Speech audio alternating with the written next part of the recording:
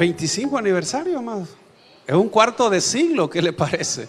Así que no crea que ha sido fácil, no ha sido fácil, pero un cuarto de siglo, amados, gracias a Dios que nos permite el Señor celebrar. Así que, bueno, vamos a ir a la palabra. Hay un pasaje, bueno, un texto que vamos a leer, que todos lo conocemos. Y hoy vamos a cerrar la serie sobre la presencia de Dios. Fíjese bien, como el año lo denominamos Año de la Presencia de Dios, y hemos estado hablando ya, bueno, hoy va a ser el noveno domingo que hemos estado hablando sobre esta serie. Y vamos a leer Hechos capítulo número 1, versículo 8.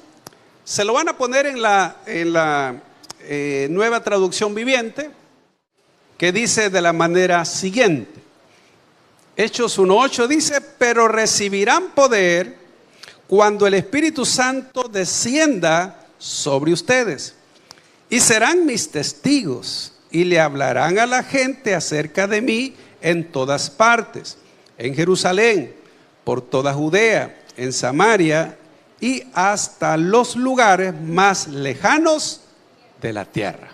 Amén. Cerramos nuestros ojos, oramos. Señor, gracias te damos en esta mañana. Es un día muy especial, Señor, porque tu iglesia se congrega para poder alabarte, escuchar tu palabra. Oro que a través de este mensaje nuestras vidas también sean instruidas, nos hables a nuestros corazones, que tengamos una enseñanza que atesoremos cada uno de nosotros. Bendice a tu pueblo, Señor, en el nombre de Jesús. Lo pedimos en acción de gracias. Amén y amén. Gloria al Señor. Como les decía, el año lo hemos denominado Año de la Presencia de Dios, por el hecho de que una de las cosas que hemos estado viendo es que el deseo de Dios desde el principio era habitar en su pueblo. Y lo vemos desde Génesis, cuando Dios se paseaba por el huerto y hablaba con Adán y Eva. Lo vemos cuando en el tiempo de Moisés, que el Señor le dice que construya un arca e hiciera un tabernáculo, y ahí se iba a manifestar Dios. Y así lo vemos, como la gloria de Dios descendía en ese lugar en forma de nube. Pero era algo palpable, que las personas, de hecho los sacerdotes no podían entrar, hablando ya cuando Salomón había construido el templo. La gloria de Dios descendió en ese lugar. Y es decir que Dios siempre ha querido estar cerca. Por eso es que el mismo Jesús vino en forma de hombre, siendo Dios, y habitó entre su pueblo. Pero él dijo que al irse él enviaría el Consolador. Entonces, lo que hemos leído en esta mañana, Hechos 1:8, un versículo muy conocido, nos muestra que el deseo de Dios era en realidad habitar en la vida de cada creyente, no en el corazón. Cada uno de nosotros se vuelve templo del Espíritu. Y por ser templo del Espíritu, Dios quiere entonces que cada uno pueda cuidarse y vivir la vida que Él demanda. Porque el problema radica en que no estamos conscientes de que somos templo del Espíritu, y por lo tanto muchos creyentes no se cuidan de vivir la vida que Dios desea. Por ejemplo, usted tiene vasos para tomar agua, platos, los tiene en un lugar y sabe que los tiene que tener limpios siempre, para tomar, para comer. Los utensilios que ocupa tienen que estar limpios. Entonces todo está consciente. Así que por lo tanto decíamos que usted no puede agarrar un plato de eso y ponerle comida al perro y después usted comer ahí, porque sabe que eso está destinado para algo. Entonces, cuando uno sabe que es templo del Espíritu, tiene que cuidarse. Es decir, estamos consagrados para Dios.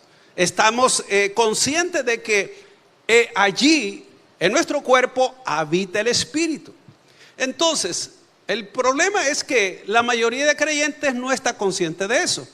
Y por lo general vivimos casi como vive la mayoría de las personas. Es decir, de las personas que no conocen al Señor. Entonces, es decir, el creyente que en verdad está consciente, trata de cuidarse no solo de lo que piensa, sino de lo que habla, de cómo vive, de lo que hace.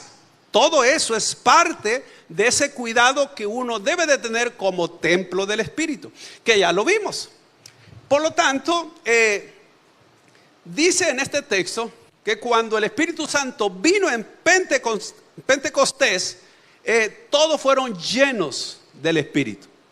Y óigame, allí comenzaron a hablar nuevas lenguas. A partir de entonces el Espíritu Santo vino a morar en la iglesia y a quedarse en la iglesia hasta que Cristo venga por ella. Entonces, mientras eso sucede, Dios quiere que la iglesia se active en los dones, que la iglesia esté limpia, sin mancha y ni arruga, dice la Escritura. Eso solo se consigue si cada uno sabe para qué es el templo, para qué es nuestro cuerpo. Porque si fuimos comprados con precio, dice la Biblia que uno tiene que glorificar en el cuerpo al Señor. Es decir, que el cuerpo debe de cuidarlo porque ese cuerpo el Señor lo compró y debe de ser para su gloria. Entonces, cuando nosotros hablamos de la presencia de Dios, nos referimos a la manifestación o al poder del Espíritu en la vida y en la vida de una persona o en el lugar. Es decir, el Espíritu Santo se mueve donde hay unión, hay oración, hay adoración, hay alabanza y hay un corazón dispuesto. Ahí se mueve el Espíritu Santo. Pero también el Espíritu Santo puede tocar, llenar y fortalecer la vida personal a través de la búsqueda de uno. Porque cada creyente debe de ser alguien que en su casa, en su vida privada, busca siempre la presencia de Dios. Es decir, busca en oración. Entonces, la presencia de Dios es la persona de Dios a través de su Espíritu revelado en un tiempo específico. Y cuando la presencia de Dios se manifiesta, usted puede sentirla. Usted puede ver cómo el ambiente cambia. Es decir, por ejemplo, imagínese usted que aquí comenzamos a adorar, a alabar, y usted dispone su corazón, de repente usted va a sentir algo diferente. Como que el ambiente se torna diferente. ¿Por qué? Porque el Señor se comienza a manifestar. ¿Y quién lo hace? Es el Espíritu Santo. Pero para eso necesitamos tiempo, no andar a prisa. Porque por lo general siempre andamos a prisa. ¿Ve? Entonces uno debe de entender que Dios quiere manifestarse, Dios quiere obrar, pero Él busca corazones dispuestos. Hay iglesias, amados, llenas de gente, pero vacías de la presencia y la manifestación del Espíritu Santo. Es decir, que un ambiente seco, es decir, sin ausencia o con la ausencia del Espíritu Santo. Entonces, la pregunta que nos podemos hacer: ¿qué hace el Espíritu Santo en mi vida? ¿Cómo está obrando? ¿Realmente yo siento la presencia de Dios cuando oro? ¿Realmente tengo una vida de comunión con Dios? ¿Realmente estoy consagrado a Dios? ¿Dios usa mi vida? Todo eso tenemos que preguntarnos, porque si el Espíritu Santo vive en la vida de un creyente, eso significa que tiene que notarse cambios, y la gente incluso debe de verlo en nosotros. Es decir, la gente que a usted lo conoce, es decir, mira, tú eres diferente, te veo algo diferente, y la gente tiene que verlo. ¿Ve por qué? Porque nosotros somos el templo del Espíritu. Ahora, ¿por qué el Espíritu Santo no se manifiesta y por qué también no lo sentimos muchas veces? Eso es lo que vamos a ver en esta mañana. Y como digo, con esta serie podría hablar mucho tiempo después de la campaña, porque ya el domingo viernes estamos en campaña. Entonces, pero quiero hablar de las razones por las cuales el Espíritu Santo no se manifiesta o en verdad no lo sentimos. Y eso lo vamos a ver en base a la Escritura. Y hay varias razones. La primera de ellas es que apagamos al Espíritu Santo. Mire lo que dice Primera Tesalonicenses 5:19. Primera Tesalonicenses. Dice, Dios habla hoy. Mire cómo dice: no apaguen el fuego del Espíritu. Oiga, mire cómo dice. ¿A quién le está hablando el apóstol Pablo? A una iglesia. Y la recomendación es: no apaguen el fuego del Espíritu. Ahora, en la versión Reina Valera 60 dice: no apaguéis el Espíritu. ¿Por qué dice que no hay que apagar el fuego? Ahora, fíjese bien. En Pentecostés dice la Biblia que cuando vino el Espíritu Santo, sobre cada uno de ellos se posó una como llama de fuego. Es decir, que la gente veía en los demás que había una llama, pero que la gente no se quemaba. Por eso es que el Espíritu Santo, uno de los símbolos del Espíritu Santo es fuego. Y usted va a escuchar a muchos predicadores que dicen: el fuego de Dios. Habla del Espíritu Santo. O incluso de alabanzas que hablan del fuego. Hablan precisamente de ese fuego del Espíritu. Entonces, pero note lo que dice el texto: que el creyente puede apagar el fuego del Espíritu. Ahora, ¿cómo es que se apaga el fuego del Espíritu? La palabra apagar significa extinguir y se adapta ciertamente a la perfección del Espíritu Santo. En otras palabras, nosotros, amados, extinguimos el fuego del Espíritu cuando suprimimos su poder y su amor que Él está tratando de llevar a cabo con su propósito que tiene para con nosotros. Apagamos el Espíritu Santo cuando no avivamos nuestras almas, cuando no oramos, cuando nos descuidamos y hacemos cosas que no agradan a Dios. Entonces apagamos al Espíritu. Esto es lo primero que nos enseña. Ahora, el contexto de este capítulo de Tesalonicenses, Pablo estaba animando a los creyentes a vivir una vida santa de acuerdo al Espíritu de Dios.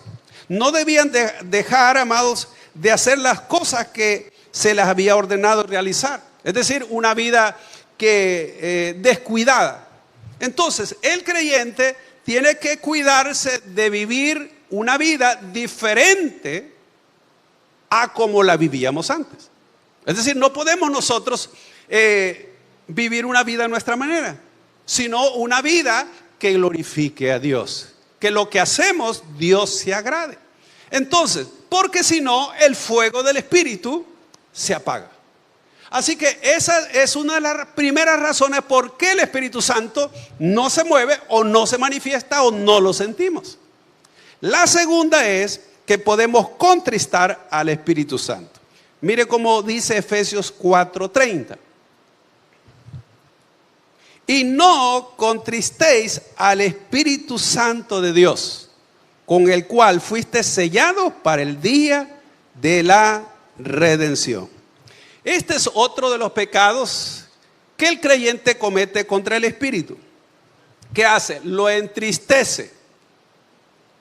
Contristar es lo mismo, oiga, significa causar dolor o tristeza. En otras palabras, según la manera que vivimos, el Espíritu puede estar triste, puede estar apagado. Entonces, note, el apóstol Pablo aquí, por supuesto, recuérdese que toda escritura fue inspirada por el Espíritu. Y cuando el apóstol Pablo habla aquí, es porque el Espíritu Santo estaba indicando que no tenemos que descuidarnos para que el fuego se apague y que luego el Espíritu se contriste. Lo vamos a ver en el mismo texto en la Nueva Traducción Viviente. Mire cómo lo dice. No entristezcan al Espíritu Santo de Dios con la forma en que viven. Recuerden que Él los identificó como suyos y así les ha garantizado que serán salvos en el día de la redención. Note, aquí dice que no entristezcan al Espíritu Santo. Ahora, la pregunta es, ¿cómo es posible que Dios sienta tristeza? Recuerda que el Espíritu Santo es Dios. Entonces, ¿cómo va a sentir tristeza? Es que Dios también tiene sentimientos. Si no, vea lo que dice Génesis capítulo 6, versículos 5 y 6. Mire lo que dice. Y vio Jehová que la maldad de los hombres era mucha en la tierra, y que todo designio de los pensamientos del corazón de ellos era de continuo solamente al mal. Y mire esto. Y se arrepintió Jehová de haber hecho hombre en la tierra. ¿Y qué dice? Le dolió en su corazón. Eso significa que Dios se lamenta y se duele a causa de las acciones malvadas de la humanidad. Ahora, y note, y si el Espíritu Santo viene a morar en nosotros, y si lo ignoramos, nos descuidamos, entonces Él se pone triste. Entonces, eso es lo que pasa. Imagínese que usted tiene un familiar en su casa y usted lo ignora, no le habla. ¿Cómo se siente esa persona? Llámese el cónyuge, llámese un hijo, llámese el papá. Se siente ignorado. Ahora, ¿qué tal si a usted lo ignora en su casa? Digamos, el papá no le habla ni los hijos ni le habla la esposa. O viceversa, ¿verdad? La mamá no le habla ni los hijos ni la esposa. ¿Cómo se siente? Alegre. Se siente triste. Ahora, ¿qué pasa entonces cuando el Espíritu Santo mora en nosotros, pero lo ignoramos? Y vivimos a nuestra manera y no a la manera de Dios. Ahí es donde el Espíritu Santo entonces se entristece. Como quien dice, ¿y yo qué estoy haciendo aquí? Pues aquí no me quieren. Aquí no me buscan. Aquí viven como les da la gana. Entonces, eso es lo que uno tiene que entender.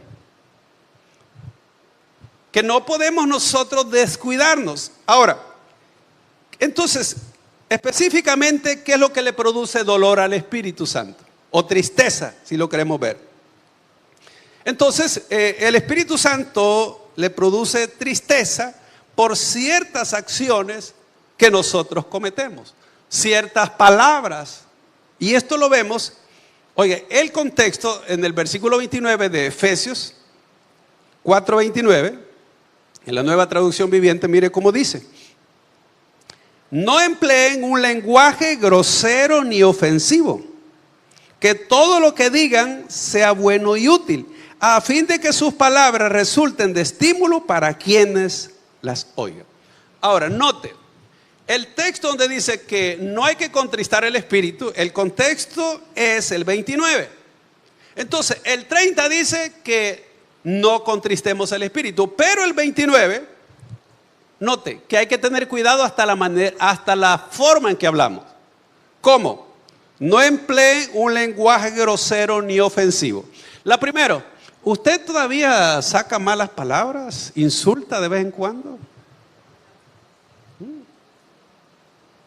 Usted, cuando hicieron algo malo, sus hijos, alguien dejó algo mal puesto, usted le tira una patada y dice palabras como antes. Mire, las personas que dicen se me salió es porque todavía tienen un arsenal adentro. Recuérdese, la Biblia dice que de la abundancia del corazón, entonces lo que usted habla es lo que tiene. Una persona, por ejemplo, que le gusta el chisme, le gusta el chambre, es que está lleno de eso adentro. Que le gusta la murmuración es porque está lleno de eso adentro. Entonces, note que dice que la manera que hablamos es importante. No empleen lenguaje grosero ni ofensivo. Y luego dice, todo lo que digan sea bueno y útil. Note, todo lo que digamos. Es decir que todas las palabras que salgan de nuestra boca tienen que edificar a otros. Pero ¿cuántas veces hablamos burradas? Cosas que no tenemos que decir. ¿No es cierto que más de alguna vez hemos dicho, disculpa, o retiro lo dicho? ¿Verdad que lo dicho no se puede retirar? Usted no puede retirar lo dicho, aunque haya dolido. Y la Biblia dice que hay personas que sus palabras son como golpes de espada. Y que nuestra lengua puede ser medicina o puede ser muerte. Por eso uno tiene que tener cuidado de lo que dice. Mire, amado, hay gente en las iglesias, no aquí por supuesto, en otras iglesias, allá en otros países, que hablan mal de su misma iglesia. No, es que esa iglesia ahí, mire, el pastor, usted viera, y mire, los hermanos, los líderes. Óigame, amado, ¿qué hace esa gente, óigame, en una iglesia? Si lo que hace es enfermar a otra gente. Cuando usted habla mal de su iglesia, de los pastores, de los líderes, está cerrándole las puertas para que otros no vengan. Ahora, quiero que sepa que en las iglesias todos somos humanos y todos fallamos. ¿Hay alguien aquí que es perfecto? Levante la mano. A ver si el Señor nos da la mocha, como decía un pastor ahí. Entonces uno tiene que tener cuidado, amados. Porque, mire, es fácil señalar el pecado de otros y no ver el de uno. Y por lo general, la gente que le gusta andar señalando el pecado de los demás es porque quiere cubrir su pecado. Así como le digo, había un hermano aquí antes, que él me decía, mire, pregúnteme por cualquier hermano de la iglesia y yo le voy a decir, no hermano, gracias, le digo, porque él los conocía a todos. Pero usted supiera todas las barrabasadas que hizo él. Entonces, ¿por qué? Él quería cubrir, como que dice, mire, si yo he cometido mal, hay otros que han hecho esto. Pero realmente, amados, Dios no nos ha dejado para andar viendo la vida de otros, sino para ver la de uno. Sí. Entonces uno tiene que examinarse cómo está delante de Dios. Y no se trata, ¿verdad?, que quiera uno ocultar su pecado viendo el pecado de otro. ¿Ve? Como hicieron aquellos que trajeron a la mujer hallada en adulterio, con piedras listas para matarla. Pero cuando Jesús le dice, mire, el que de ustedes esté libre de pecado, sea el primero a arrojar la piedra contra ella. ¿Qué hicieron? Todos se fueron. Desde el más pequeño hasta el más grande, hablando de edad. Oiga, ¿y sabe qué? Dijeron, hey, todos somos pecadores, aquí mejor salgamos, ¿verdad? Entonces, por eso que uno no tiene que vivir señalando a otras personas. ¿Por qué? Porque también de seguro tiene la cola pateada. Allá estaba un gobernador allá que se había postulado para ser senador allá en California. ¿Y sabe qué? Cuando le comienza a sacar los trapos al sol, hasta renunció. Por cosas que había hecho en el pasado. Renunció. Entonces, porque le dije, no, él hizo esto. Así que, amados, el pasado Dios ya lo perdonó, ¿sí o no? Pero hay personas que les gusta sacar el pasado de otras personas. Ahora bien, entonces, sigamos con el texto de Efesios 4:29. Dice, no empleen lenguaje grosero ni ofensivo, que todo lo que digan sea bueno y útil, a fin de que sus palabras resulten de estímulo para quienes la oigan. Ahora, ¿qué dicen las demás personas cuando oyen lo que usted habla? Dice la Biblia que en algunos las palabras pueden ser medicina, pero en otros no, amado. Son como dicen allá en Oriente, corbazos, dicen. Ahora, hoy veamos el versículo 31, siempre la misma versión. Mírenlo como dice. Líbrense de toda amargura, furia. En nuestra versión dice ira, enojo, palabras ásperas, calumnias y toda clase de mala conducta. Ahora, note, el texto que estamos examinando es el 30, que dice que no hay que contristar. Y el contexto dice que hay que tener cuidado con las malas palabras, pero también con lo que hay en nuestro corazón. Note, líbrese de toda amargura. Amados, ¿qué es tener amargura? Amargura viene cuando usted no perdona una ofensa o un daño que le han hecho. Y cuando ve a la persona dice, ahí está ese desgraciado, mira. Se le fue la paz cuando ve al hermano que llegó.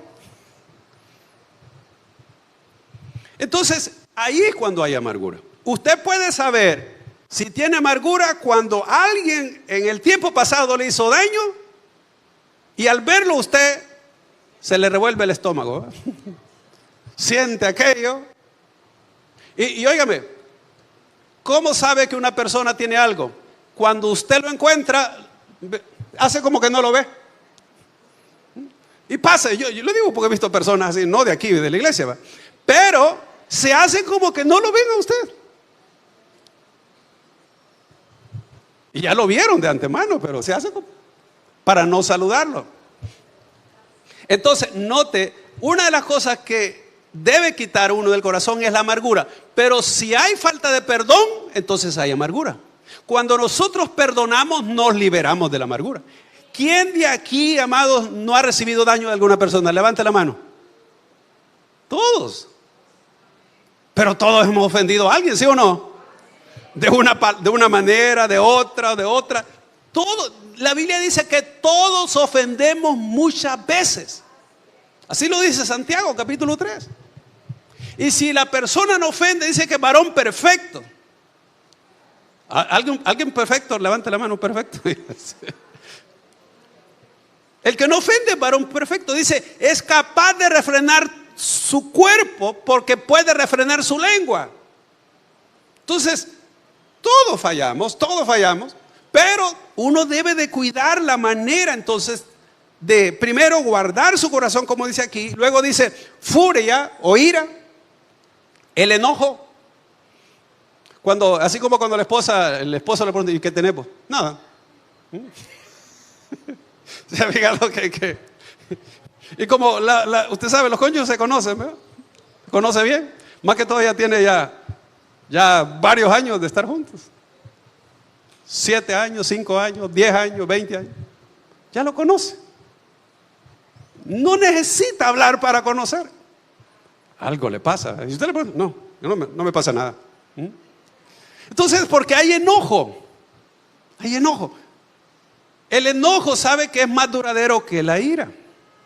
La ira es un momentito, pero el enojo puede ser permanente en alguien y eso sí es peligroso.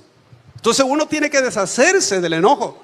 Porque el enojo, amados, eso hace que el Espíritu Santo se contriste. Porque usted no puede vivir, amados, ofendido. No puede. Entonces dice aquí, furia, enojo, palabras ásperas. ¿A quién le gusta ofender con palabras? ¿Sabe, amados? Uno como cónyuge sabe cómo ofender a su pareja. Con una palabra que le diga. Con una ya sabe. Entonces, por eso uno tiene que ser cuidadoso de cómo habla y cómo habla con las demás personas. Mire, qué bonito ver a las personas que son amables, pero hay lugares que uno va, amados, y como que si a pedirle dinero va.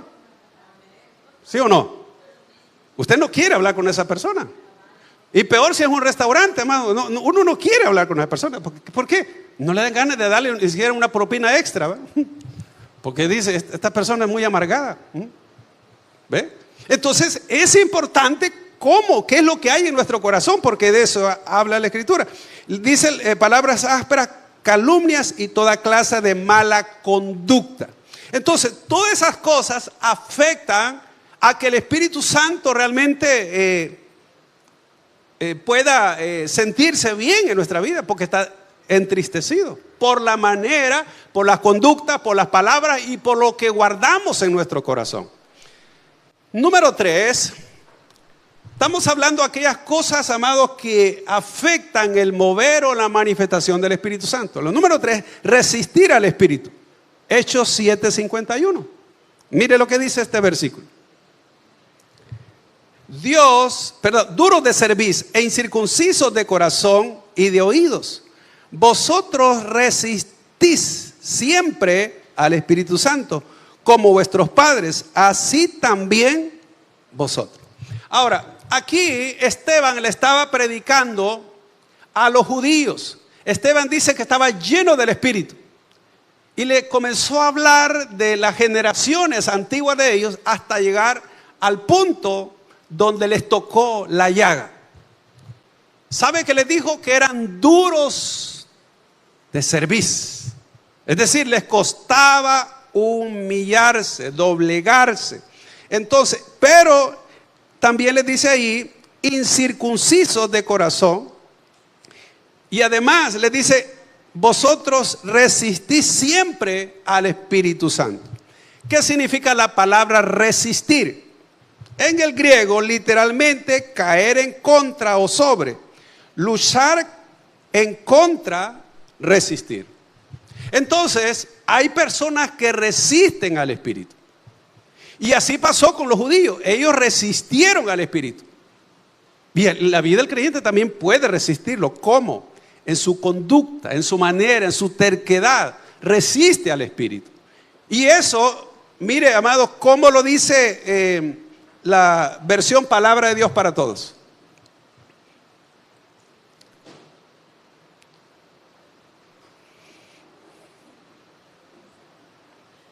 Palabra de Dios para Todos.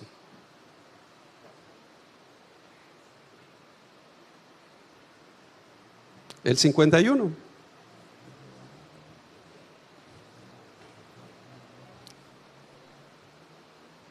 Ese no es, ese es, ¿sí? Ah, pues sí. Es que no sé por qué lo tengo aquí diferente.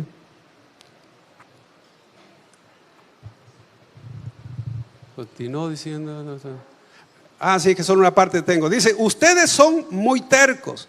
Son como los paganos en su forma de pensar y de entender. Siempre se rebelan contra el Espíritu Santo, igual que sus antepasados. Es que solo había agarrado una parte de este texto. Entonces, él le dice, amado, que ellos eran muy tercos. Y le dice así como sus antepasados. Ahora, quiero que vea otro versículo en Isaías 63:10. 63:10. Este lo vemos en Reina Valera 60. Mire lo que dice. Isaías 63:10.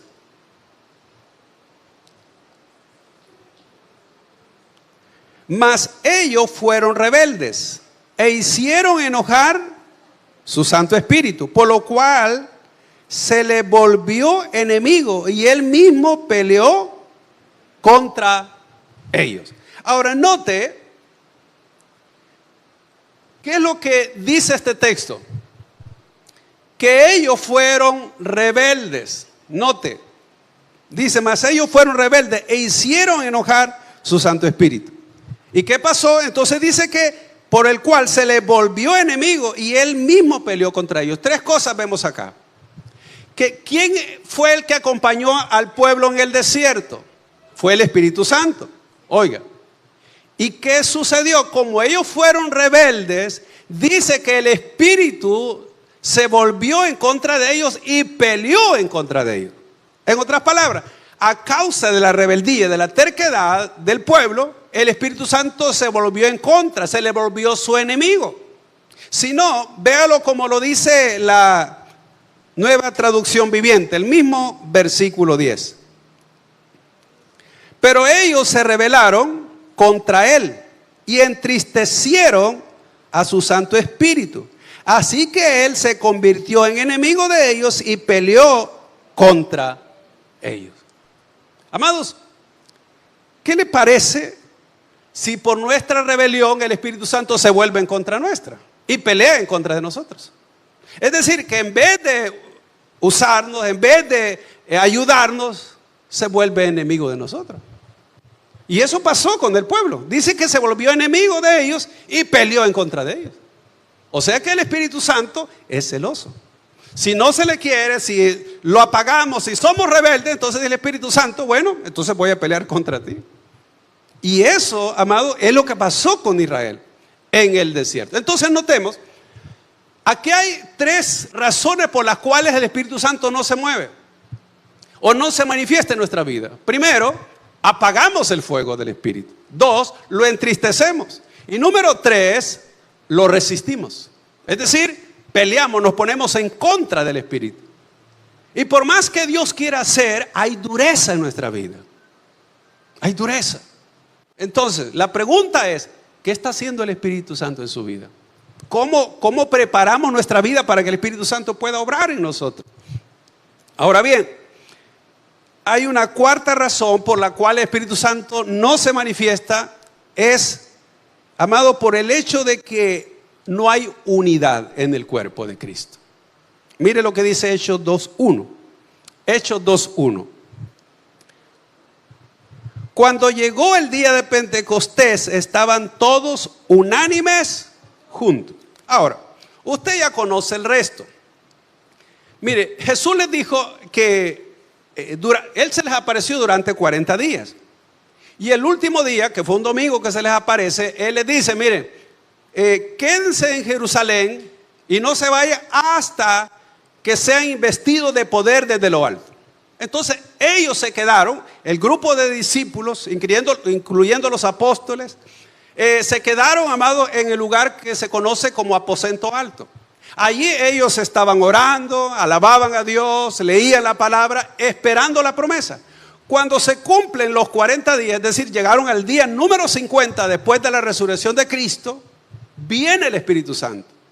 ¿Cómo fue que se manifestó? Dice como un viento recio que sopló sobre la casa y todos fueron llenos del Espíritu y comenzaron a hablar en otras lenguas. Pero óigame, ¿qué fue lo que sucedió anteriormente a eso? Estaban, dice, unánimes juntos. Y ahí fue donde el Espíritu Santo se manifestó. Entonces, una iglesia donde no hay unidad, es difícil que el Espíritu Santo se mueva. ¿Por qué? Porque hay división. Hay contiendas, hay pleitos, hay chisme, hay un montón de cosas. Eso estorba el mover del Espíritu. Es decir, que en vez de que haya amor, haya unidad, hay competencia, hay división, entonces allí no desciende el Espíritu Santo. En la iglesia primitiva o la iglesia del principio vemos que ellos vivían unánimes, oraban juntos y dice la Biblia que eran de un mismo sentir. Y por eso vemos cómo Dios se manifestaba. Entonces, la desunión rompe la atmósfera espiritual. Por eso es importante que haya unidad en la iglesia, en el cuerpo de Cristo. Entonces, cuando hay críticas, hay rivalidad, hay divisiones internas, la atmósfera se contamina. Y por más que Dios quiera manifestarse, no se puede. ¿Por qué? Por el ambiente que es pesado. Entonces, mire lo que dice Efesios 4 del 1 al 3 en la palabra de Dios para todos. Yo, Pablo, preso por la causa del Señor, les ruego que vivan de acuerdo con el llamamiento que recibieron de Dios. Mire cómo dice, sean siempre, ¿cómo? Humildes. ¿Cuántos humildes hay aquí? Levanten la mano.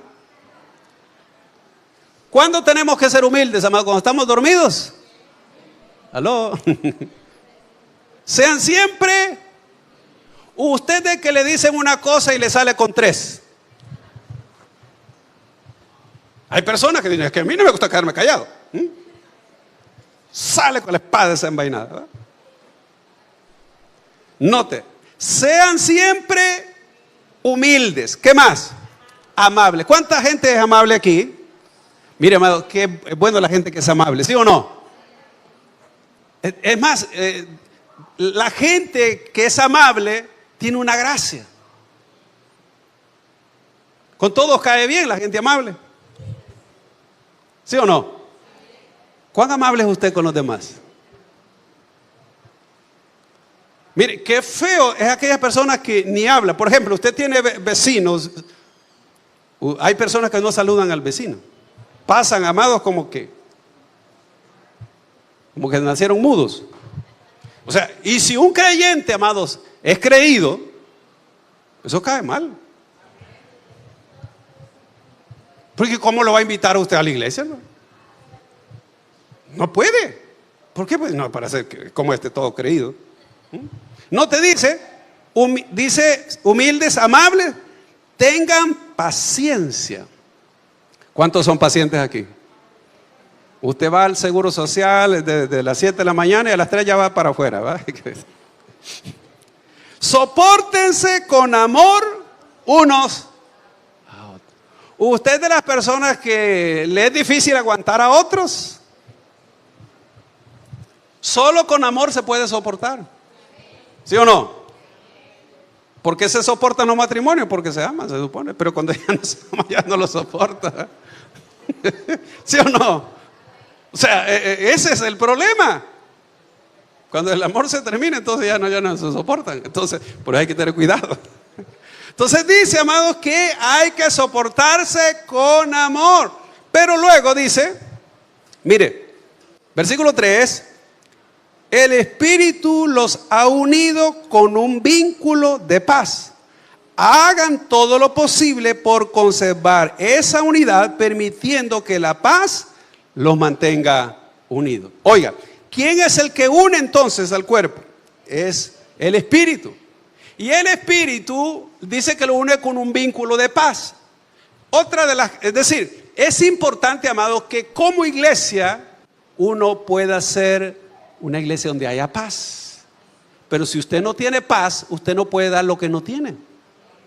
Es decir, que para usted llevarse bien con otros, usted tiene que tener paz usted primero. Y como tiene paz, puede tratar bien a los demás, puede ser amable con los demás. ¿Ve? Y eso es parte de lo que el Espíritu hace. Entonces note, por eso es importante, amado, saber si yo soy un pacificador, soy una persona humilde, soy amable, porque eso demuestra en verdad si el Espíritu Santo está en mí. ¿Y qué es lo que hace en mi vida? Entonces, así que vamos, amados, a lo último. Ya dije que son 4 cosas que por lo menos afectan en la manifestación o el mover del Espíritu Santo. Uno es que uno puede apagar el fuego del Espíritu, contristar el Espíritu Santo, ¿ve? Y por supuesto resistir al Espíritu y la falta de unidad. Todas esas cosas, amados, son las que afectan para que el Espíritu Santo se manifieste o se mueva dentro de una congregación. Porque todos conformamos parte de ese cuerpo. Y quiero concluir con esto. Mire, otra de esas cosas peligrosas en la vida de la iglesia, cuando hablo de la iglesia en general, es que la iglesia puede volverse tibia. Hay un ejemplo que encontramos en Apocalipsis capítulo 3 del 14 al 21 de la iglesia llamada Laodicea. Esta iglesia dice que Dios les habla, fue a las iglesias que le habló Dios más duro. Y Él les dijo, por cuanto no eres ni frío ni caliente, sino tibio, te vomitaré de mi boca. ¿Qué significaba eso? Que no eran ni tan consagrados, ni tan creyentes, ni tan malvados. Es decir, eran camagüe y elote.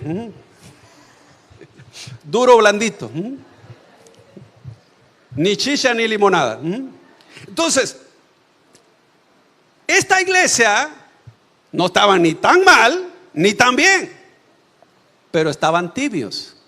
¿A cuánto? Yo sé que a alguna gente le gusta el café tibio. A mí no me gusta el café tibio. Bueno, ya ni tomo café, ¿verdad? Pero el café tibio es horrible.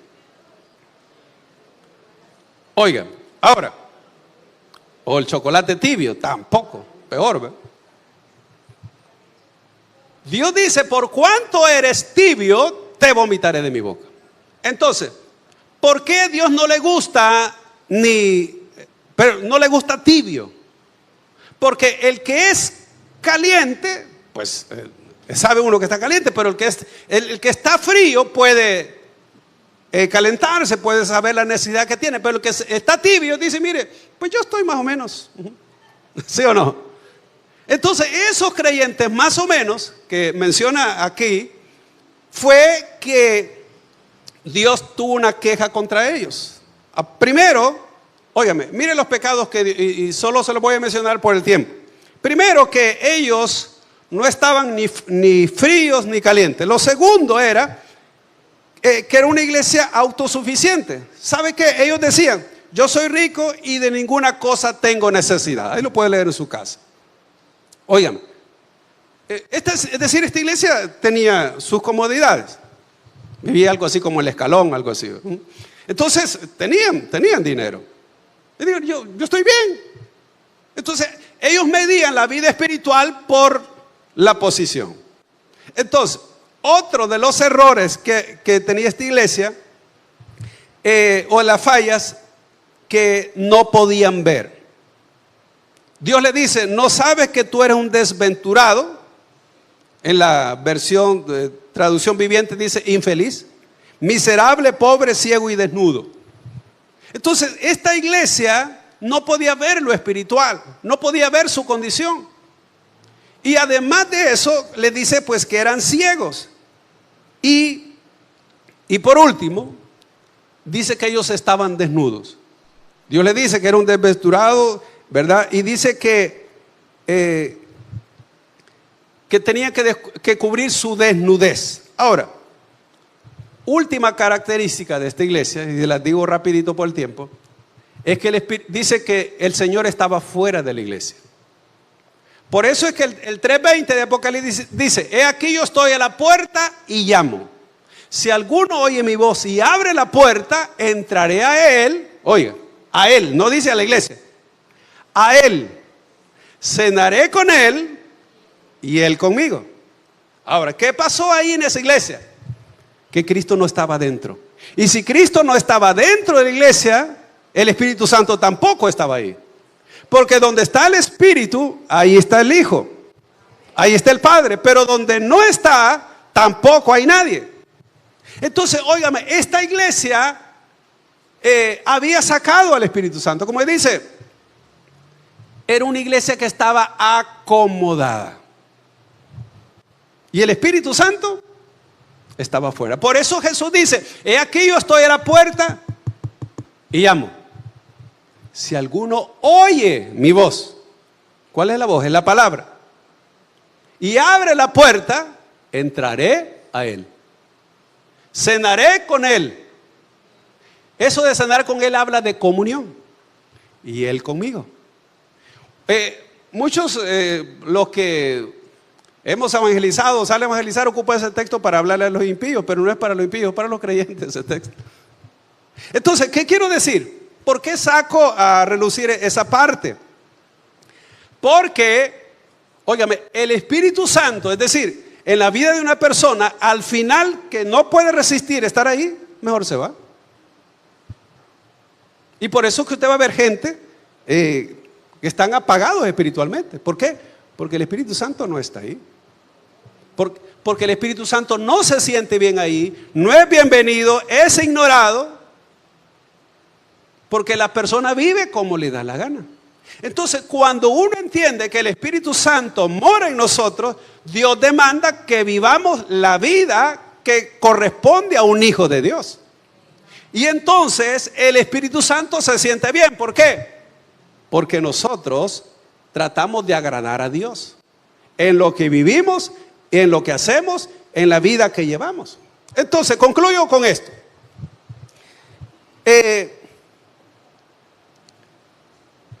¿Cómo entonces atraer la presencia de Dios? Bueno, lo primero, hay que buscar a Dios en oración. Si usted es un creyente que no ora, el Espíritu Santo está apagado en su vida. Ahora, yo sé que algunos pueden decir, sí, yo oro todos los días, sí, para darle gracias por el desayuno, por el almuerzo y por la cena. Pero hay creyentes que ni siquiera eso hacen. Pero mire, amado, todo creyente debe dedicar un tiempo para buscar la presencia de Dios. Y algunos piensan que orar a Dios es pedir, Señor, gracias por este día, Señor, te pido por esto, te pido que me guardes, que me lleves con bien, que guardes a mis hijos, que guardes a mi familia, guarda el chucho que queda aquí, Señor. Entonces, hay personas que piensan que orar es solo pedir. Óigame, la oración incluye acción de gracias, adoración, alabanza, exaltación, arrepentimiento y peticiones. Entonces no es solo pedir. Así que si queremos que el Espíritu Santo comience a orar en nosotros, necesitamos volver al altar, es decir, al lugar donde hablamos con Dios. Esa es una de las primeras cosas. Lo segundo, necesitamos, amados, un verdadero arrepentimiento. ¿Por qué? Porque a veces pensamos que estamos bien delante de Dios y no lo estamos. Así como la iglesia, la Odisea, ellos pensaban que estaban bien. Pero ¿sabe qué? Dios les dice, miren, ustedes primero están tibios. Son desventurados, ciegos, desnudos. Entonces ellos no se veían la condición. Amados, a veces uno cree estar bien, pero delante de Dios uno está mal. No de lo que se come, ¿verdad? Pero, ahora, ¿cómo puede saber usted si está mal? Tiene que verse en el espejo de la palabra. Es decir, a veces somos confrontados, pero no nos gusta. ¿Quién de ustedes ha quebrado el espejo porque le hace ver lo feo que está? Este espejo. Así vi un negrito que un día quebró el espejo. ¿Por qué? Porque le hizo ver lo negro que era. Y entonces, amado, ¿qué hace uno? Bueno, tengo que enderezar esto. Un cachete me quedó más pintado que el otro, dice. Entonces, ¿qué quiero decirle? Que uno tiene que verse en el espejo de la palabra y saber cómo está. Pero nadie, óigame bien, nadie ocupa el espejo para ver a otra persona. Imagínense que la esposa se esté arreglando y le diga al esposo, mira, anda, vete al espejo a ver cómo me veo. Cada quien tiene que ver, ¿sí o no? Cada quien se ve en el espejo. Porque usted no puede ver en el espejo a otra persona. Otra persona no puede ver el espejo por usted, pues vaya. Así es la palabra. Por lo tanto, cuando Dios nos habla, Él quiere que uno se mire en el espejo de la palabra y diga, sí, eso está mal. Tengo que enderezar eso. Eso no le gusta a Dios. Y uno, amados, no se tiene que sentir mal porque es confrontado con la palabra, ¿sí o no? Porque es para nuestro bien. Y hay personas que dicen, es que el pastor por mí lo dijo. Es que, óigame, amados, la palabra, recuerde, es como espada de doble filo, ¿no? Si no la agarra por un lado, la agarra por el otro. ¿Ve? Entonces, es importante, entonces, bueno. Así que, dije, amados, que es necesario un arrepentimiento genuino. Y un arrepentimiento significa cambio de mente, cambio de actitud, cambio de vida. Cuando hay un arrepentimiento, entonces el Espíritu Santo comienza a obrar en nosotros. Cuando nos damos cuenta que hay que traer ciertos cambios a nuestra vida, entonces el Espíritu comienza a obrar en nosotros. Y luego, santidad real, no apariencia. La Biblia dice que, amados, sin santidad nadie verá al Señor, dice Hebreos 12:14. Y por lo tanto, la palabra santo significa consagrado, dedicado. Usted tiene que saber que el cuerpo nuestro le pertenece al Señor y por eso hay que entregárselo a Él. Decirle a Dios, aquí está mi cuerpo. Usted sabe, hay una lucha en todos, amado. La carne siempre va a querer las cosas de la carne, pero el espíritu, las cosas del espíritu. Entonces, es como que un día, por ejemplo, usted dice, no tengo ganas de ir a la iglesia. Pero, ¿quién domina? ¿Es la carne o es el espíritu? Hay que sujetar esa carne. ¿Ve? Eso es lo que nos enseña la Biblia. Número 4, buscar la unidad del cuerpo de Cristo. Amados, hay que evitar los chismes, los malos comentarios, todo aquello, amados, que trae división. Donde no hay unidad, no hay avivamiento. Entonces, por eso necesitamos que haya unidad como el cuerpo de Cristo. Y luego, darle libertad al Espíritu Santo. La Biblia dice en 2 Corintios 3:17, donde está el Espíritu de Dios, allí hay libertad. A veces hemos tenido tiempos, amados, donde Dios se ha manifestado, pero hay personas que están metidas buscando a Dios y otras personas viendo lo que pasa. Eso lo hemos experimentado. Entonces, hay que darle lugar al Espíritu Santo. La pregunta es, para finalizar, ¿qué hace el Espíritu Santo en su vida? ¿Lo tiene apagado? ¿Lo tiene triste? ¿Usted resiste al Espíritu? ¿Qué está pasando en su interior? ¿Tiene comunión con Dios? ¿Busca de Dios usted? ¿Hace el esfuerzo? ¿Lucha cada día por querer agradar a Dios? ¿O vivimos como vive el resto de las personas? Es decir, que no tienen temor a Dios. Les da igual si van a la iglesia o no. Les da igual si oran o no. Entonces, amados, si queremos la presencia de Dios, tiene que comenzar con cada uno de nosotros. Esa búsqueda personal. Cada uno debe de apartar un tiempo. Mire, con esos tráficos de hoy, amados, El Salvador está duro y difícil, pero no vamos lejos. Guatemala creo que está peor que El Salvador. Un tráfico horrible.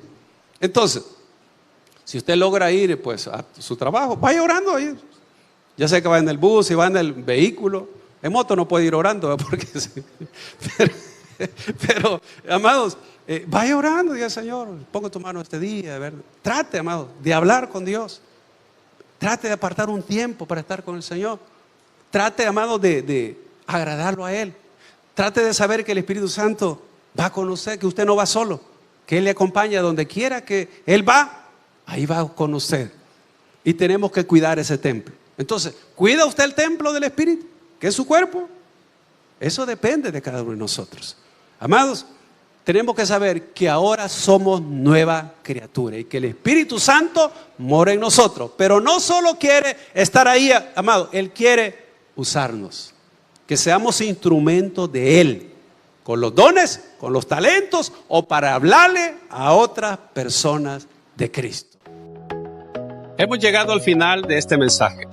Si usted no ha recibido a Jesucristo como su Señor y Salvador personal, o usted se ha alejado de los caminos de Dios y desea reconciliarse, yo le hago la invitación para que en esta oportunidad reciba a Cristo.